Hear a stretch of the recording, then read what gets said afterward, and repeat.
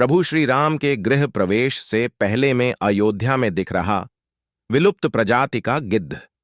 जो हो रहा है सचमुच अद्भुत ही हो रहा है, और जिसने अपने जीवन काल में यह सब देख लिया उसका परम सौभाग्य ही कहा जाएगा।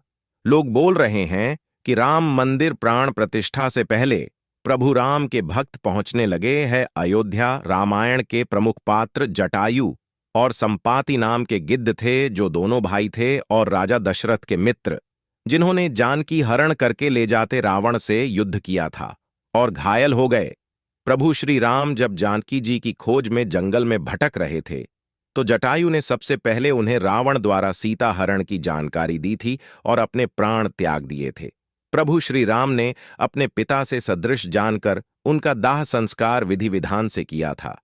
कल युग में विलुप्त प्रजाति के गिद्ध झुंड ग्रामीणों को दिखाई देने लगे हैं, जो पहले नहीं दिखाई देते।